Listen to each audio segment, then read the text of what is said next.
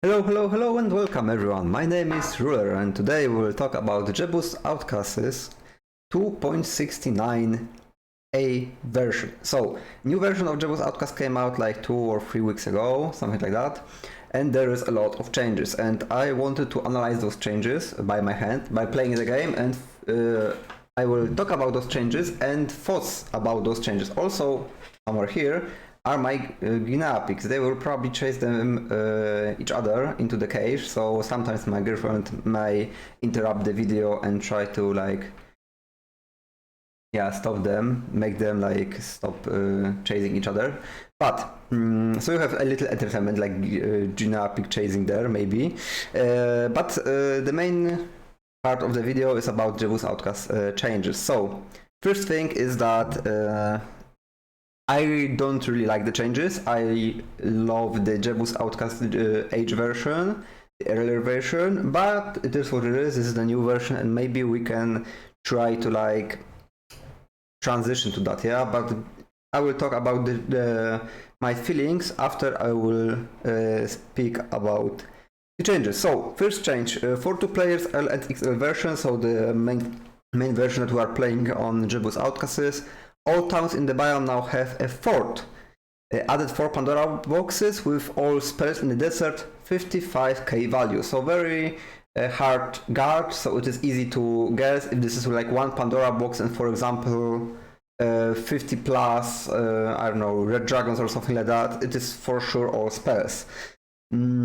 Also the change with the forts I actually like. Well, it is very interesting because giving all the forts in the starting zone, because earlier it was only our town and our second town that had fort. The 2 other towns, so the middle town and the opponent town didn't have the forts. Right now they have it, and this is the nerf for the castle, of course. Why? Because to build the stable you need to build the fort first, then blacksmith, then barracks, and then stable. And building the fort was the main problem because it cost 20 wood stone and a lot of gold. But right now, because of the fort is built instantly, you do not have this problem. So if you are playing against the castle town, it is very easy for you to build stable. It is like the balance of the dungeon, because if you are playing against the dungeon town, fort is not needed to build the mage guild and the magic ring, yeah, to have double mana. So it is a little bit balanced, but this is of course nerf for the castle, because if you are paying for the castle, you want to have the stable for yourself, or at least make your opponent harder to get the stable for the trouble. But right now it is really hard. It is really easy to get the stable if you are playing against the castle. So the only problem that you can maybe have is to find the castle on your starting zone, because of course it can be like the last way that you will go for. So this is a okay change. I like the fact that forts are in all the towns. Also, it for example give you an opportunity to play the diplomacy games a little bit better if you are playing for the side zone, because diplomacy get nerfed, but we'll go into that later. Also for Pandora box with all spells, I like this.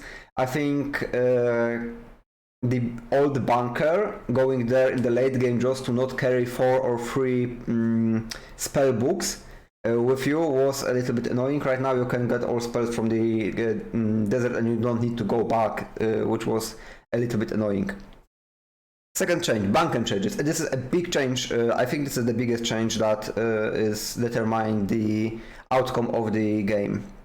Now there will be 3 control spells on the ground, fly, dimension door, and TP, teleport, and all level 3 spell box. So not that like insane. Level 3 spells are not that insane. Teleport is one of the most useful of those.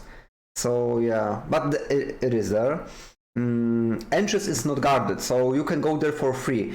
Earlier you need to fight 2 guards, yeah? One you can see and other one after you are going into the portal that you cannot see. Right now it is free, you are going in, and in the previous version when you go into the bunker there is first zone, you have gold mine, 2 2 sawmills and 2 ore mines, and then portal to the other side. Now it is all combined. You will get to the bunker. There is 1 sawmill, 1 ore mine, gold mine, castle. It will be in a castle town. It will be the Conflux town. At least the only way that there is not a Conflux town is if you are playing against Conflux town. But it will be a Conflux town either way. And there will be free scrolls, control scrolls, fly, DD, and TP. Also the both with all T3 spells. And some like other buildings, for example the skeletons building. There is also the monks that you can grab random statistics or skills. There will be also some buildings with statistics. It depends of the generation of the bunker. Oh, and yeah. So this is all about the bunker. So bunker is a big change. This change is actually determined that mages are OP. And why? I will talk about this later, but mages are OP. You can imagine if you have like all control D3, for example, you know that mages are OP in this patch. Side treasure update.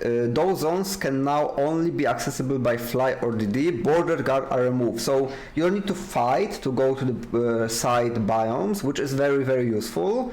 It is not like, well, it is easier right now. Well, it is better because you can actually, without army, if you will break out to the middle, and your opponent have the middle, because for example you have you have like the bad map, or your opponent has insane map and he is already on the middle, you can jump and you don't have like much army. Yeah? You barely break. You can jump over like the, I don't know, mountains and something to the side biomes and try to make a comeback there. Wasteland is changes to town's native terrain. Well, this is okay.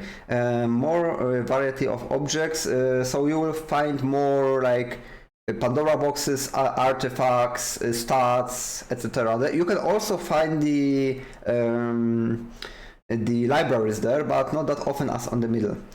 And there will also be an off-road bunker with an all spell box and random T6, T7 neutral faction boxes.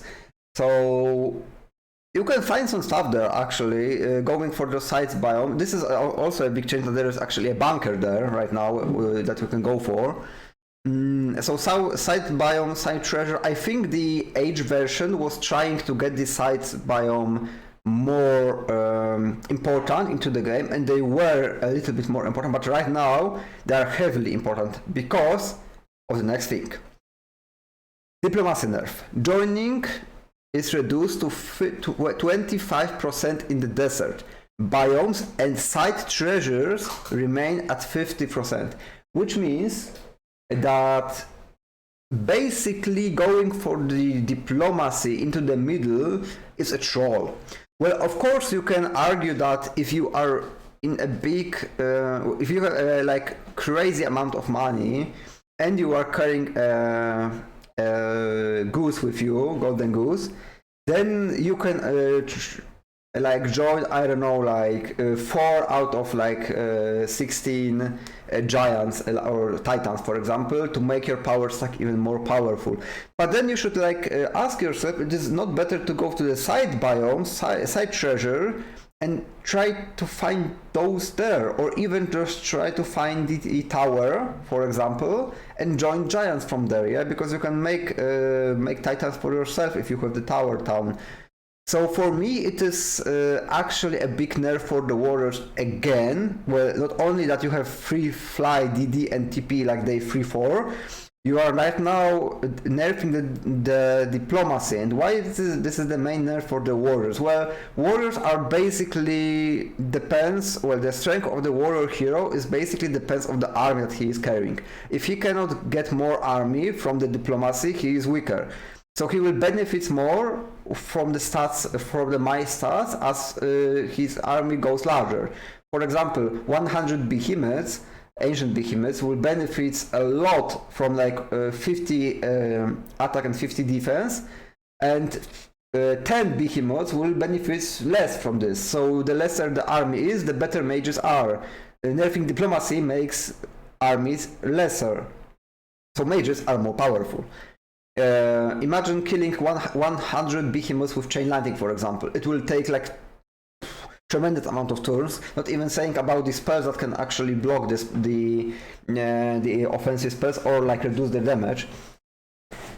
Next thing, luck. Luck is removed. This is a good thing. I thought that luck was I thought that idea behind the luck was that they actually want to have some bad skills in the game, but not that terrible as Scholar, for example. Yeah. So there was a luck, so some heroes can be not that good, but I think they just saw that having this luck will never actually happen. Well, it will happen one out of like 20 games to make you have the luck. So they just remove it. Is this a good move? Well, I don't really care. It's like okay, yeah. I think this is just a change, nothing more. And now, disable spells. They disabled 2 spells. Quicksand, thanks God, because the options to quicksand all the map was so stupid. I hate this. And anti-magic.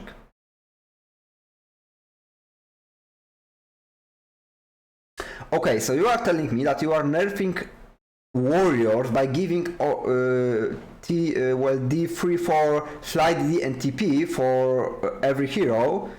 You are nerfing diplomacy, so you cannot get that big of an army, and right now you are removing anti-magic, so you cannot even protect your power stack.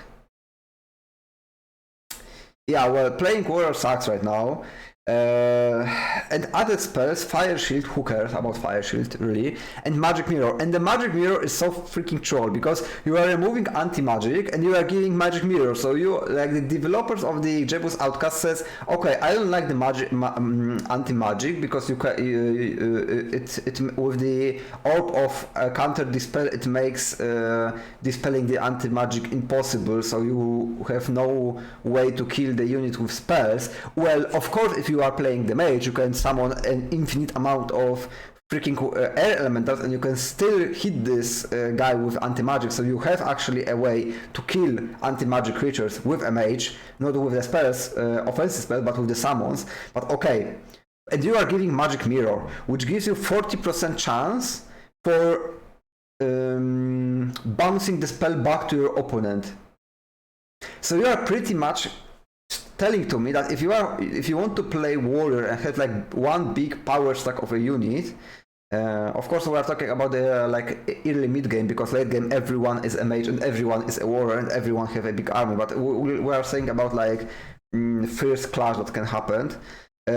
So for example, you are one is playing the mage and second is playing the warrior, and warrior has like, I don't know, 17 gorgons, mighty gorgons, and he's like, okay, I will anti-magic them and I will win. Well, now you can magic mirror them and like hope for like bounce spell. Yeah, of course, if your opponent has no choice but to change this, he will take the risk. Of course, it can bounce up and kill his own troops, but if it will not bounce, well, the Gorgons are dead. So this is like Turbo Trolley RNG skill. Well, I love Turbo Trolley RNG skills, but for me it is like a little bit too harsh to remove anti-magic. Although if you will add it Magic Mirror and the anti-magic will be still in the game, you'll probably never use the Magic Mirror. Because why? So I don't like the change. Well, I will not even I will not touch those, so I will left anti-magic, remove the quicksand, not add the Magic Mirror, and add the Fire Shield, because why not? Well, if you really want to add Fire Shield, just add it. Yeah, but the Magic Mirror is making the game a very, very trolly one, especially if you are playing Thorgrim, for example. So you are forcing yourself to play warrior, and he is starting with the resistance skill. So resistance skill plus Magic Mirror. Imagine the Troll Fiesta in the final battle. Like everything can bounce to other creatures. So holy Jesus, like this is actually a very, very RNG thing. Removed artifacts, Orb of Vulnerability, so the orb that makes that you can cast spells on the creatures that are immune, for example, for Titan's Berserk, or Titan's Berserk, or for dragons, Red Dragon T1 spells, or like for Black Dragons you can cast spells on them. So there is not an option anymore. Orb of Firement, this is the orb of the air magic spells that will deal 50% more damage from air spells. Orb of Silt, same with the earth spells. So air and earth spells buff artifacts are removed, which is actually a nice thing because there's so many buffs to mages. It is an okay move. It is really reducing the damage that actually mages can do in the final battle, which is good. Boots of Speed are removed. I actually like this. I thought that both Boots of Speed were good. Although I was like thinking that if you have like the Sandals plus 2 all stats and the Boots of Speed, it was actually a little bit trolly because you will always want to have the boots. The Sandals was pretty much to regen your mana with the dungeon, because even though if you are in the town, you still want to have boots to have like this 400 more movement points than the plus 20 mana, yeah. So by removing the boots, they basically says that there is only 2 artifacts, plus 1 spell power and plus 1 knowledge, like the artifacts and the sandals, yeah, basically. So there is like not even a choice there. And Helm of Heavenly Enlightenment, so Teapot is removed. It was removed in the 2 versions ago. They bring it back in the Age version and they remove it again.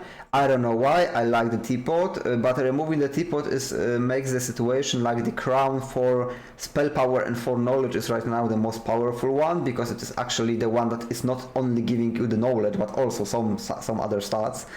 And they bring up some new artifacts too, well, some old removed and now added.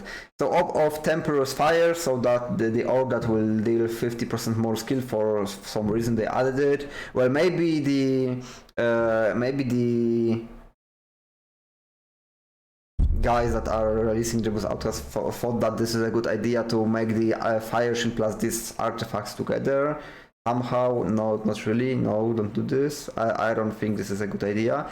Feather of Dispension is actually a very, very nice artifact. This is the necklace that are giving you immunity to Berserk spell, and I actually like this because the removing of the anti-magic, the Berserk was, because the problem with Magic Mirror is that you can only bounce direct spells, not the AoE spells. So, for example, Meteor Shower will still connect, and the Mass Berserk will still connect, so you can at least have the protection of the Mass Berserk. Of course, you need to pay free all, because normally you will have free all Neckel, yeah, free all stats Neckel, or like -2 morale Neckel. So right now you have like the three choices, yeah, -2 morale, plus free all stats, or immunity to Berserk. I think the immunity to Berserk is very good, is the best of those all, because it is basically negating one of the options that your opponent have to kill you. Very good for warriors, well, very good for army protection. I will not say for your warriors, normally it will be great for warriors, but very good for your army protection without the spells. Then Golden Bow. Golden Bow is actually an interesting item, because we had the Golden Bow before, but you needed to have 3 artifacts with it, yeah, so you need to have the set of Sharpshooter. But right now you can only have the Golden Bow and it will work just fine. Do I like this? Yeah, I think this is buffing actually some towns, like for example the Rampart. Yeah, this is a very good example. Or for example the Tower. Yeah, because the Gremlins with the straight arrow, else with the straight arrow. Basically towns that are very that need to have those shooting units, yeah, up. This is actually a nice buff. I like this item. It is good that they bring us this item back. Helm of Heroes plus 3 knowledge, an okay item. I don't know why did they remove this in the Age version. This was stupid. They are bringing it back. Thanks Jesus, because there was no reason to remove this. Those like 2, 3, 4 like knowledge items are very useful right now because of the DD, TP and fly spells that are easily obtainable.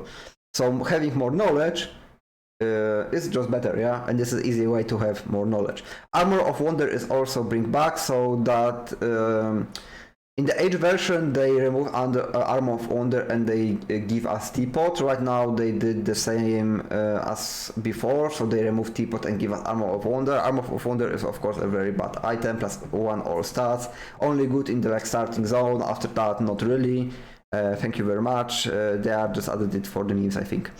Minor and treasure artifacts generate with a different frequency. Okay. New heroes. Oh, and this is actually very interesting because we have Xeron. Xeron is the Inferno warrior that have specialty in devils. So this is an interesting thing. Of course, if this was on the Age version, those changes I think would be, well, those heroes would be actually very fun to play. Because there was like 3 more, they added 4 new heroes.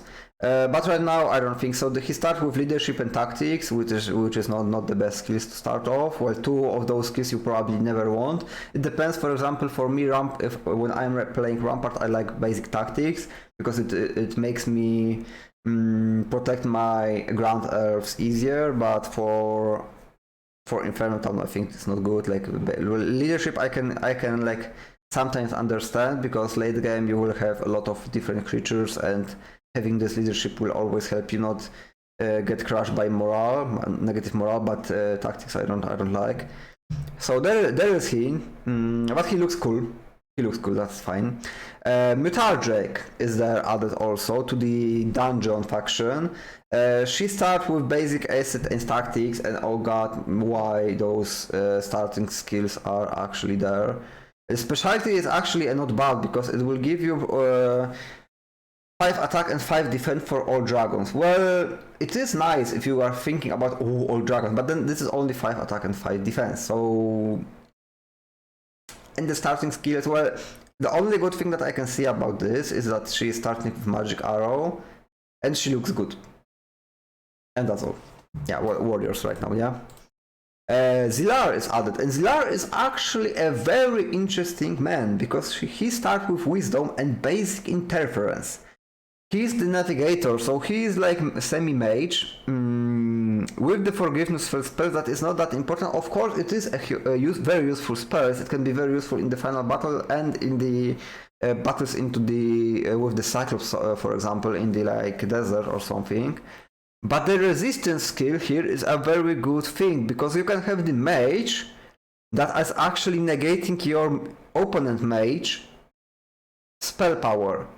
And I think he is actually an insanely good. So for the Cove Town, the Gemery had popped out tremendously up, because he is starting with the intelligence and with the wisdom and the clone. But I think Zillar should not be underestimated. If you are playing, for example, against like heavy mage, for example, you are playing against dungeon and your opponent is like picking Dimmer, you know the Dimmer is the warlock, so he will get a lot of spell power per level bonuses. So he will probably have in the final battle like 50 or 60 spell power, where having expert interference into him is like very, very useful. So I think Zillar should be considered a good pick. Sometimes maybe even above the Elvatus. But then the Elvatus can give you like crazy thing. For example, you have like 50 archangels.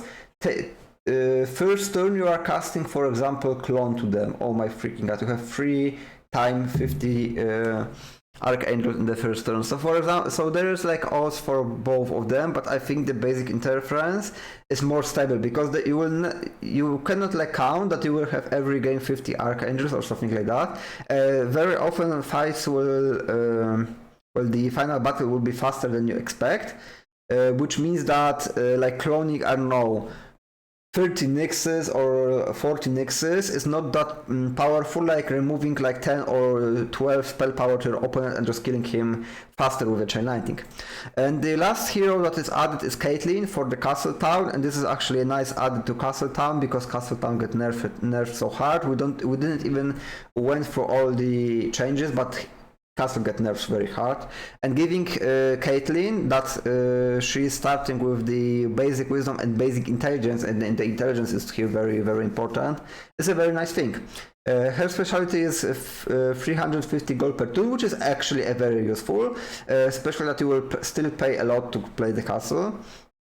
And starting spell is cure, so not that important. But the fact that she is starting with the intelligence, which is actually an insane skill right now, is very good. Intelligence is insane because it will give you more mana in the early game. More mana in the early game means that you can DD, fly, or TP more.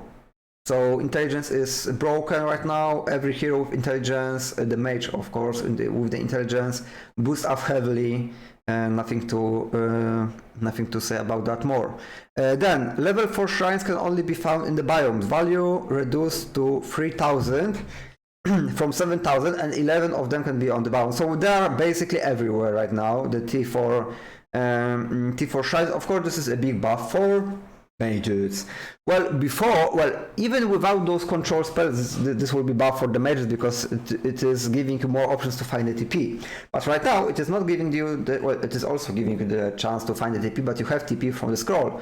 But the main reason that this is OP for the mages, you have the easy way to get the Berserk, Meteor Shower, or Chain Lightning, because you have 11 of them at max. But you will often find like 4 or 5 on the road, and they are like basically not guarded, so because 3k is nothing. So yeah, big buff for mages again. Then we have Library of Enlightenment, only spawned in the central zone, 9 of them guaranteed, and rarely it is in the sign zone, 5 frequency value, reverted back to default. So this is like the default value of the